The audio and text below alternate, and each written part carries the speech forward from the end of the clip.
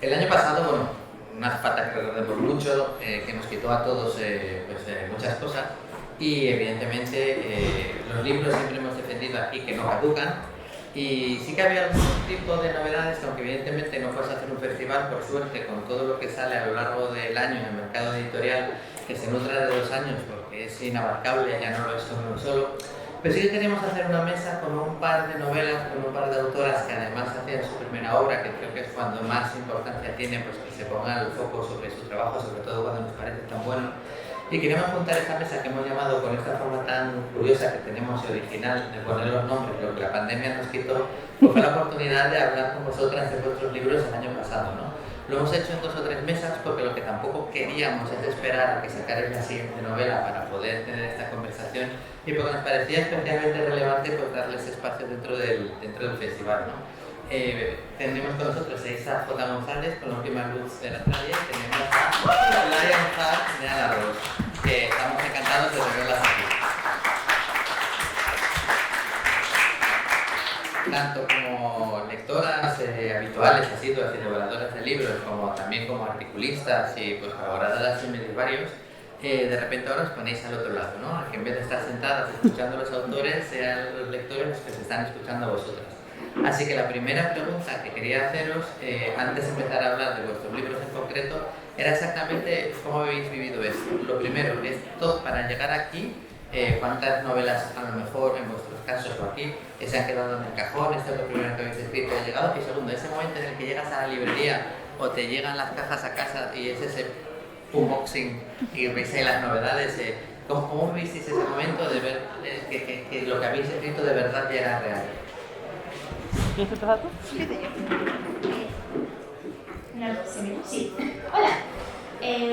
Pues a mí, claro, fue un poco agridulce el momento de la publicación de esta novela, porque el estado de alarma se proclamó el 15 de marzo de 2020 y esta novela salió el 16 de marzo. Entonces, pues las cajas estaban en las librerías, pero nadie podía ir a una librería, así que pues ahí se quedó en el tintero.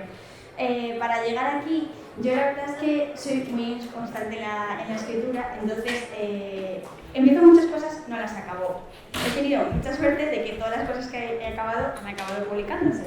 Las 2 novelas cortas con Cerberos, la novela larga con Nocturna.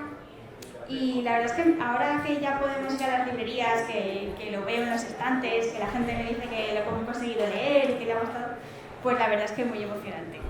Pero sí que fue un momento de, bueno, pues ha salido el libro, pero nadie lo puede leer, así que esperaremos. Pero bueno, la verdad es que yo trabajo en un hospital, así que en ese momento era el menor de mis problemas. En tu caso, uy, no sé. ¿Hola? ¿Se escucha? Sí, vale. En tu caso fue muy injusto, o sea, yo recuerdo que tenía muchas ganas de leerlo y fue como, pues no puedo ir. Y eso que trabajo en una librería, así que cuando pudimos volver, recuerdo pedir un par, en plan, al menos, ¿sabes? Que pueda estar. Sí, en mi caso yo también me pasó un poco, llevo escribiendo toda la vida, pero nunca acabo nada. Y entonces, después de presentarme al Ripley y ver que quedaba en mención de honor, el relato y tal, me animé a acabar algo, a escribir y a acabar algo. Y entonces, bueno, de ahí sale la última luz de Italia, así que he tenido bastante suerte que lo primero que puedo acabar se pueda publicar. Bueno, pues ya entrando un poquito más de lleno en vuestras novelas, empezando un poquito por Lionheart, que es la primera parte de una trilogía, luego sí ya sabemos que va a continuar, que tiene la segunda entrega. La recepción de la gente está siendo muy favorable, como es lógico, me parece, después de haberla leído, pero lo primero que más me sorprende, y es curioso escuchando la charla un poquito antes de Javier Miró, que apuntaba también un poquito en esa dirección, es que tú decides empezar la novela muy a full, muy a tope, ¿no? Ya en mitad de una batalla y mostrando a los personajes que vas conociendo un poco sobre la marcha en mitad de un caos y teniendo que ver cómo responden o se adaptan a él.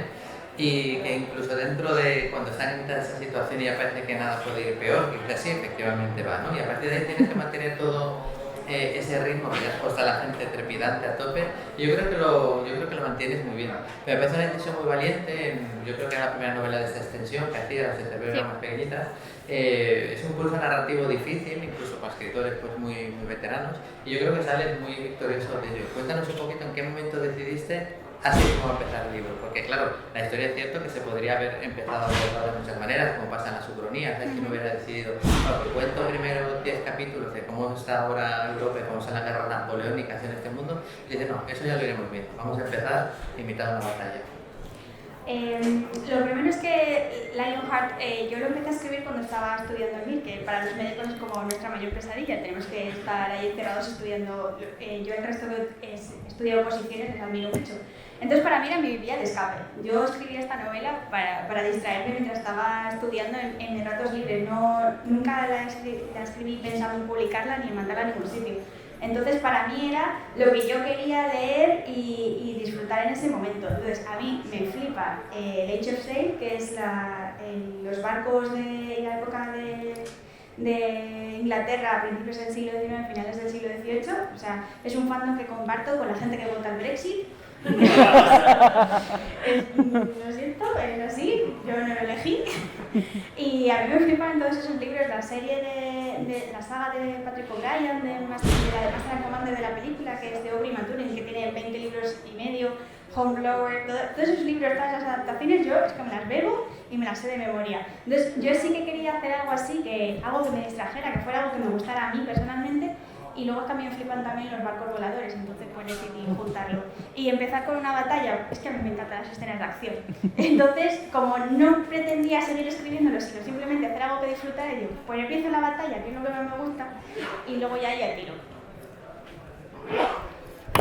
Y en el caso de La última luz de Tralia, que es una gran novelita, aunque así la veis pequeña de tamaño, la verdad es que el ritmo es muy diferente, pero sí que me parece que bueno, podríamos empezar, hemos tenido aquí en su momento Becky Chambers y hablamos mucho de lo que era home punk y que dentro de un escenario que puede ser tirando a negativo, pues se abre la esperanza, generalmente canalizada a través de los personajes. Pero es una novela con muchas más capas de lo que parece. O sea, es una novela que más allá de la trama y más allá de los personajes, yo creo que hay un montón de ideas de las que podremos ir hablando ahora. ¿Tú cuando lo escribiste eras consciente de todos los temas que ibas a ir tratando o a medida que ibas encontrando los personajes, esta especie de sentimiento que tienen a veces los supervivientes de las tragedias o incluso de encontrarte con el enemigo y tener que adaptarte, ¿fueron surgiendo a medida que ibas haciendo la trama o desde el principio tenías claro, quiero tocar estos temas y voy a usar los personajes para ello? Hay muchos temas que toqué mientras avanzaba. Yo soy una mezcla de brújula y mapa, y entonces yo tenía muy claro dónde quería llegar y cómo eran los personajes, lo que quería. Pero el mundo en sí, que mucha gente me dice, es muy interesante, y yo pues iba construyéndose sobre la marcha. Yo qué sé, hay momentos que hablo de la muerte o que hablo de cosas así, y eso fue surgiendo según la historia me lo pedía. No fue tanto voy a hablar de estos temas, sino que pensé, mira, esto queda muy bien ahora y creo que cómo sería esta sociedad, ¿no? Pensaba, ¿cómo son estas dos sociedades que tienen que convivir y cómo ellos harían tal cosa? Entonces, a partir de ahí, pues yo qué sé, pues el procesamiento de los muertos, el tema del almacenaje de los archivos, de la biblioteca, esas cosas, me lo fui pensando a medida que la historia me lo pedía. Y una cosa que me sorprendió también en Lionheart, porque se habla mucho de una novela de aventuras, es una novela donde los barcos vuelan, es una novela donde la magia y la alquimia están muy presentes, pero algo que yo no he leído o no he leído casi o no me he encontrado en referencia a tu novela, porque a mí me parece que tiene mucho peso, es que es una novela bélica también, pero una novela bélica bien escrita. Antes hablas pues obras como Master and Commander, ¿no? Que tú tienes la trama, pero cada dato es preciso, e incluso el lenguaje, sobre todo de cómo son los barcos y demás, está muy trabajado. Entonces te quiero preguntar por dos cosas. Una, por el proceso de documentación, porque una cosa que tienen las ucronías es que aunque entre la fantasía, el rigor con el dato de la época en la que surge la ucronía tiene que ser importante. Y dos, pues precisamente en eso, ¿no? Si tú también la consideras que hasta cierto punto y por encima incluso del componente fantástico, estamos ante una novela bélica también a cierto punto. Sí, es una novela bélica, es una novela que yo intenté que fuera lo más históricamente correcta posible. La documentación fue exhaustiva también, porque así me distraía un poco, porque la Biblioteca Británica tiene un archivo digital maravilloso que puedes consultar lo que quieras, está todo digitalizado, las fotos, los documentos, todo. Entonces, las ordenanzas militares de 1896, es que te las puedes leer enteras. Los uniformes que tenía cada regimientos dependiendo del año. Es que lo puedes ver, yo me paso una tarde entera viendo fotos de botones, de uniformes, a ver cuál me servía. Entonces puedes consultar todo. Y a mí es una cosa, es un tema que a mí me gusta mucho, y es como cuando vas saltando de artículo a artículo en Wikipedia y te vas perdiendo, pues eso me agobia mucho. Y en esta novela, que me gustaba mucho el tema, es que yo lo disfruté muchísimo. Sabía que me estaba pasando con el lenguaje, de hecho en las correcciones iba quitando palabras raras, de como es que esto no se va a enterar nadie de lo que estoy hablando, pero también era parte de la experiencia de leer el libro, de meterte dentro de una sociedad, es un ecosistema propio, que eran los barcos, porque la tripulación, que eran 100, 200, 300 personas, que se iban fuera de sus hogares y estaban viviendo en los mismos 100 metros cuadrados durante meses. Y tenían sus propias normas, sus propias leyes, su propio lenguaje, como todo va evolucionando. Y a mí es una cosa que me fascina, esa sociedad, mini ecosistema. El lenguaje, pues igual, todo tiene su propio nombre, cada cosa, además como muy rígido, porque cuando estás en el mar, que esto, a supervivencia, se agarraba mucho a las tradiciones y a las normas sociales y a todas las ordenanzas. Entonces, fue muy enriquecedor buscarlo, que a mí me gusta mucho este tema, yo lo digo, y luego además, por ejemplo, en la saga de Patrick O'Brian, en las novelas te vienen un montón de anotaciones al pie, que es que yo casi tampoco tuve que buscarlo mucho, es que el señor O'Brian ya había hecho todo el trabajo por mí. La esperanza a la que hacemos referencia antes, ¿no?, que emerge después de la situación complicada en la que se meten los personajes, y me parece que es un mensaje no solo muy bonito, sino además muy actual, es ser capaz a quitarte algunos prejuicios y a tolerar a la gente que piensa distinto, ¿no? Yo siempre pongo lo mismo, un festival como por ejemplo este tiene que ser un punto de intersección, ¿no? O sea, últimamente quizás vivimos en un mundo muy polarizado donde nos preocupamos más de qué nos separa que qué nos acerca. Entonces, a lo mejor aquí estamos todos nosotros y, por ejemplo, sabemos que nos gustan, por ejemplo, estas dos novelas, estas dos autoras, y tenemos cosas en común, nos encanta la fantasía. Luego a lo mejor estamos hablando fuera y uno me dice que yo soy de este equipo de fútbol, yo soy de este otro, Dios mío, ¿cómo puede ser? Pero ya son colegas que piensan distinto en algo, ¿no? Sin embargo, ahora el mundo parece que se construye un poco distinto. Lo primero que te dicen es ten cuidado con ese, que es este equipo de fútbol, cuando llega ya casi no quieres escucharlo, ¿no? Entonces un poco también pasa a tus personajes. Había una película en los 80, yo y pocos más probablemente la hayamos visto en el cine de los que estamos aquí, que se llamaba Enemigo Mío, que también va un poquito de esto, ¿no? De pues, dos tribus enfrentadas históricamente que creen que cada uno del otro es el peor y que están como obligados a ayudar. Y yo creo que una de las cosas que más subyacen a lo largo de toda la novela, y que creo que es un mensaje absolutamente deliberado, es esto, ¿no? Que de repente vemos a la gente con unos prejuicios a priorísticos, pero que de repente luego colaborar es importante, incluso aunque te siga cayendo mal, y que a lo mejor cuando conoces al otro pues lo entiendes un poco más. Hablamos un poquito de... Yo tenía muy claro que quería que fueran dos sociedades diferentes de un mismo planeta, o sea, que hubieran tenido ya roces anteriores y que tuvieran que convivir. Eso lo tenía muy claro desde el principio, entonces me gustó ponerme desde el punto de vista de Ken, aunque después voy cambiando, porque digamos que Ken es la sociedad que ha oprimido, tampoco del todo, porque ha habido más guerra igualada, pero ha oprimido a los otros. Entonces, se ve desde el punto de vista del opresor, pero él tiene muchos prejuicios hacia los otros que poco a poco va viendo, ¿no? Entonces, pero tampoco quería que los otros fueran puros y buenos, sino que todo el mundo tiene prejuicios. Y por eso intenté que al final pudieras también ponerte en el punto de vista de los otros y ver, no, es que ellos también tienen ideas, y hasta que no llegues a un punto medio de aceptar que por mucho que tengas ideas diferentes, puedes convivir, puedes colaborar, porque en eso consiste ser humano, ¿no? En poder colaborar todos hacia un punto en común, que en este caso es la supervivencia. Pues eso, quería intentar llegar a este punto en común y transmitir ese mensaje de colaboración, de que al final estamos todos en el mismo barco, que en este caso se llama la Tierra, pero en este caso es una nave espacial, pero da igual, aunque no estés en esta situación tan extrema, tenemos que colaborar. Bueno, yo creo que estamos en una situación muy extrema con el tema del cambio climático, así que tenemos que colaborar todos y no podemos estar todo el rato, pues como dices tú, no polarizándonos, sino que por mucho que tengamos diferencias, hay unas cosas que son más importantes, que es supervivir, que es vivir y aceptar al otro y respetar al otro, ¿no? Entonces ese era el mensaje que quería transmitir un poco en la novela y que lo tenía clarísimo desde el principio. Bueno, como yo luego me tomo el tiempo rápido, desde ya, si alguien quiere aprovechar para ir haciendo alguna pregunta a cualquiera de las dos autoras, no sé si hay alguien. Yo quería preguntarte, Isa, es que cuando lo leí me dieron como mucho, me recordó un montón a los desposeídos de Ursula Le Guin y quería preguntarte que era si te superaba. Pues la construcción del mundo y el enfrentamiento me recordó La construcción del mundo no tanto, yo creo que sí que la idea de hacer una ciencia ficción social, perdón, no sé si me escucha, hacer una ciencia ficción social en el sentido de que se centrara sobre todo en la construcción de las sociedades, en la construcción de los personajes y en cómo estos personajes interactúan entre otros. Estoy segura que todos que hemos leído Ursula K. Le Guin está en el fondo de nuestra mente y nos inspira un poco o no. No creo que, o sea, cuando pienso en mis referencias no la pongo como de las principales, pero es eso, estoy segura que porque además Los Desposeídos lo leí un poco antes de escribir el libro, así que seguro que algo, no tanto el conflicto de los personajes, pero sí eso de centrarme en los personajes y en sus vivencias dentro de la sociedad. No sé si queréis alguna otra pregunta. Pues mientras vais pensando en caso de que así sea, yo sí le quería preguntar también a Ana, bueno, tú eres muy amiga, me consta, de Victoria, que también es otra amante de la documentación histórica y demás, y la última vez que estuvo en CELS, una de las cosas que dijo, que para ella como escritora, uno de los principales retos que tenía es, vale, yo tengo toda esta documentación y ahora tengo que ver qué suelto, ¿no? O sea, qué me quedo, o sea, hasta dónde muestro lo que sé sin que el lector perciba que estoy sobredocumentado, ¿no? Esto también para ti me imagino que fue otro de los retos, ¿no? Con toda la documentación que tenías, nombres, como decías antes, bueno, igual es un poco demasiado.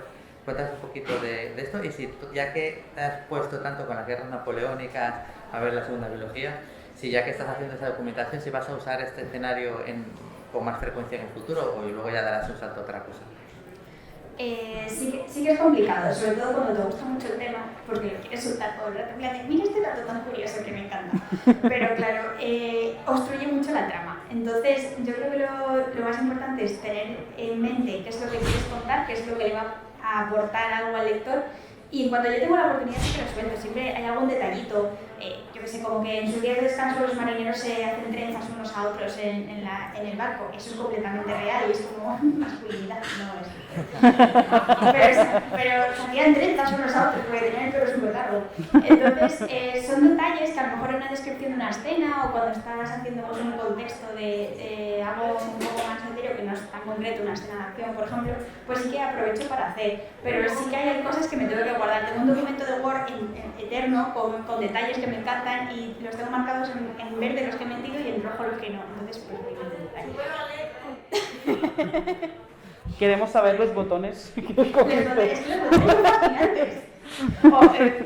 Es que tú ves un uniforme y puedes saber qué cargo tiene en un barco y eso yo sé reconocerlo y es horrible. Porque luego ves una película y es horrible. pero está muy guay. Y luego, sobre este escenario, en principio, la segunda parte de la biología, que la tengo a medio escribir, está terminándose.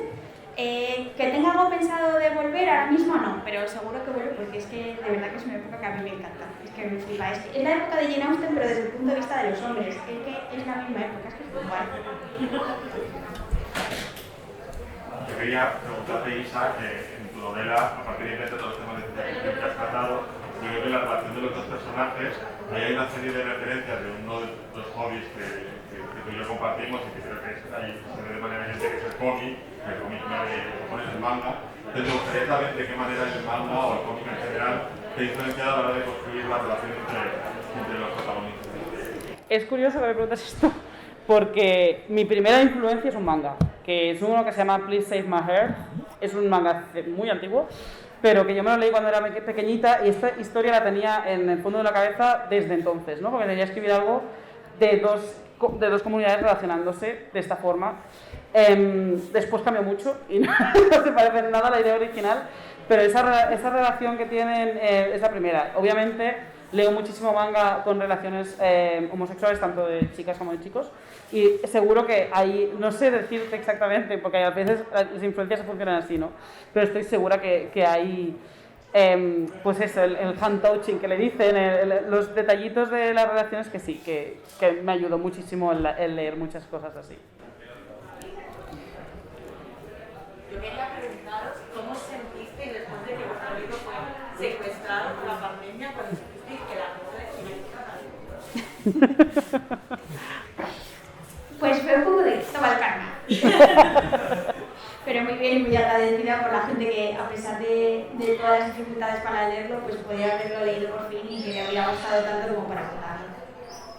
Yo no me lo esperaba, la verdad es que no me lo esperaba, porque hay muchas novelas cortas buenas que han publicado este año, pero estoy muy contenta, muy feliz, mi primera nominación. Pero sí, la verdad es que hay cosas de la pandemia que ha sido, bueno, ya te digo, tú no lo has sido mucho peor que yo, pero por ejemplo, el no poder presentarla con público, el no poder hacer firmas, creo que esta es mi primera presentación con gente que me puede preguntar.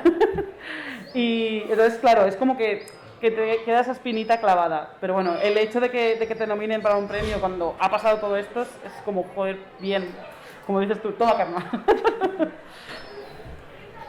Y otro tema que mencionamos antes de pasada, Isa, es el tema del síndrome del superviviente, ¿no? Que también creo que está muy bien tocado en la novela.